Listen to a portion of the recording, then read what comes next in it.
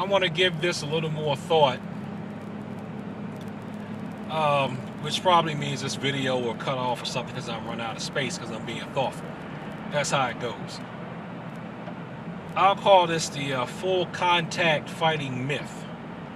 The myth is that in order to be able to fight full contact, you need to train full contact. And that's not true. You can do light contact or touch contact and still be able to function in a real fight. It all depends upon who you're fighting. The dangerous thing about full contact training all the time is if you train full contact too much, you can mess up your health so that you're not healthy enough to defend yourself for real. You take too many blows to the head, you're actually weakening yourself. Too many blows to the body, you're actually making it weaker and not stronger. And what you can do when you're training, and this is why I really like, and I'm not trying to put down one style or the other, but that's why for me, I really like the idea of training Taekwondo and Judo. Okay? And that's not to even say that MMA is better. No. I like the idea of training Taekwondo and Judo along with some boxing, some Western boxing. That's what I found has worked for me. And it still has not made me the, for lack of a better term, ultimate fighter. Okay? Because a lot of other people have done the same thing. I mean, this is like not some real mystery. So other people have done it. Other people have been doing it. I was doing some reading and some research and found out that, you know, when modern karate came about, they trained with boxers. They trained with judoka. There was a famous judoka, I cannot remember his name. I read his article about him. It was a beautiful article too. I read it years ago. He trained boxing and he trained some karate too. And Muhammad Ali has a Taekwondo black belt. So I know Sugar Ray Leonard used to train with Taekwondo people. So I mean, you know, this cross training thing it's not something that's really new or some type of marvelous revelation. But specifically, what I like to do, and I do this with my Taekwondo students, is I like Judo Newaza. And not just because everybody needs some groundwork. Because you probably are rarely going to use Judo Newaza on somebody for real unless you have to hold someone down and restrain them so that they don't hurt themselves or hurt you. That's really the only time you would probably use Judo Newaza or Judo groundwork. But what I like about it is that you can get winded. You get the same type of winding that you can get in a real fight without having to be hit. I remember saying that to at least two of my judo teachers, saying, man, normally if I'm this tired, because I was coming from like Taekwondo and Tang Soo, I used to say, man, normally when I'm this tired in class, I have welts on me. Which is true. To get the same kind of tired, if you're studying a striking art that you can get by just doing groundwork, you got knots on you. But see, I can have people learn a little bit of Newaza Judo groundwork pretty quickly. Not even a lot. Just learning how to do the basic pin, the basic Kesagatami pin, and how to just feel comfortable being on the ground. I can have you up and running and working out with each other within about 30 minutes tops, just doing that. Just say, okay, try to pin each other. And you get winded like you would in a real fight. And it's safe. Assuming that the participants are not mentally unstable or just sadistic. I can have you winded pretty quickly. And I like that.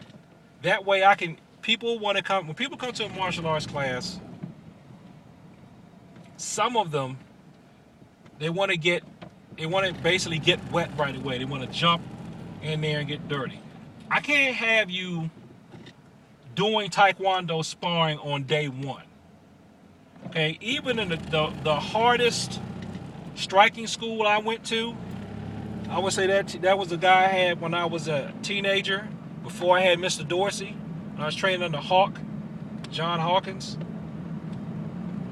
That was Hawk's classes were tough and pretty hard. I would say a lot of people say, oh, they're hardcore. But, you know, Hawk didn't have me spar the first day. I don't think anybody would have you spar the first day. When I took boxing, I didn't spar the first day. I sparred pretty quickly, yes. I didn't get in there and throw punches the first day. Are you kidding me? No. You can't do that. Well, you shouldn't do that. When I have had some students come in there and spar the first day, they didn't spar another beginner. They usually were trying to hit someone who did not hit them back. I might allow that. Or if I know they have some kind of prior training, they can spar against me and I'm not trying to hit them back. I'm just letting them getting used to coming at something that's moving, a moving target. But they're not going to spar with somebody else the first day. No,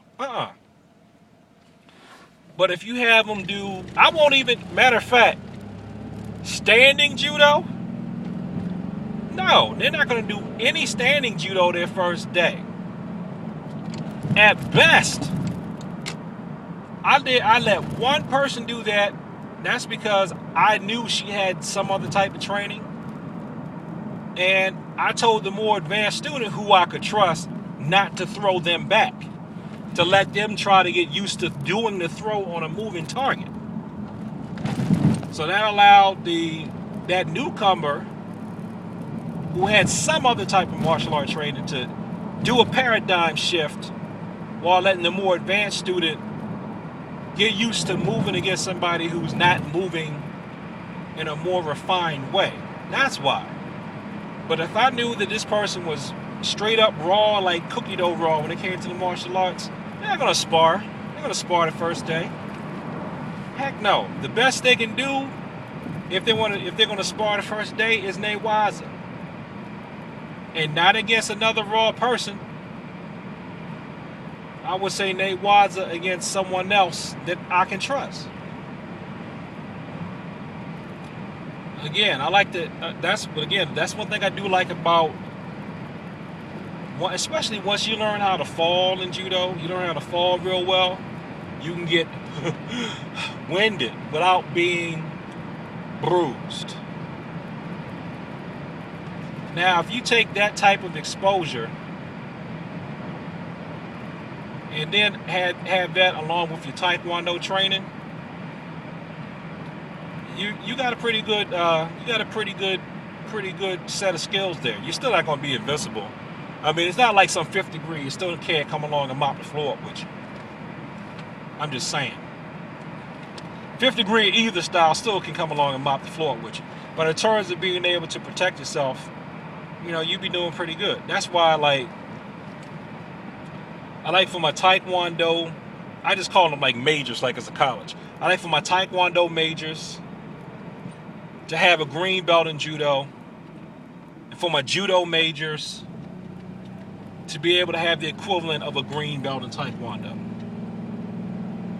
or maybe even a yellow belt. So that would mean the judo major will learn some basic punches, kicks, and blocks.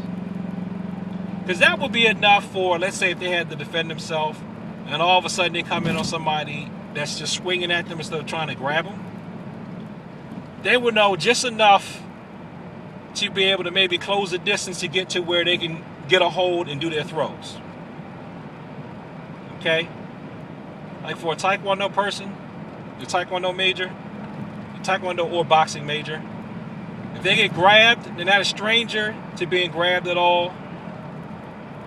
So if they know enough, he's grabbed me, I can feel he's going for something, they know enough to just create the distance so they can get to where their game is effective. That's it. That's all. And if you do that, if you sprinkle each art with enough of what the other ones have to offer, you definitely don't need to train full contact. I mean, you know, let's face it.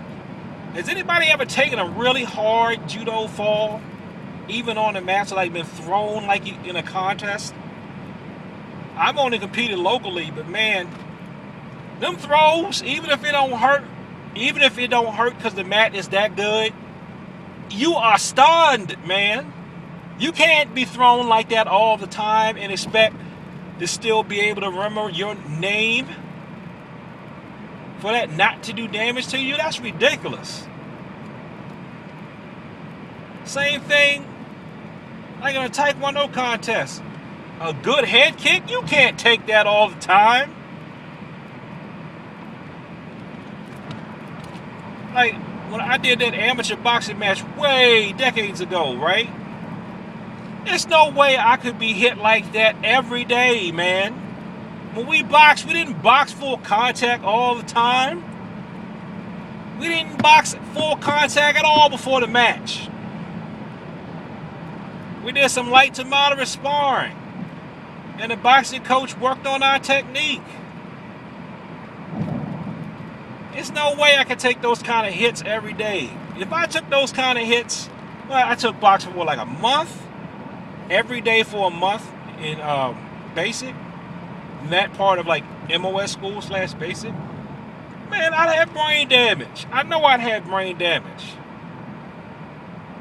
So now this whole thing about how you have to fight full contact in order to be able to protect yourself, no, man. What you need is pressure and good training. And a lot of practicing, and that'll do it. You can do that. You get pressure, you get good training, a lot of practice, and keep yourself in good health. You should be able to defend yourself without having to make yourself prematurely senile.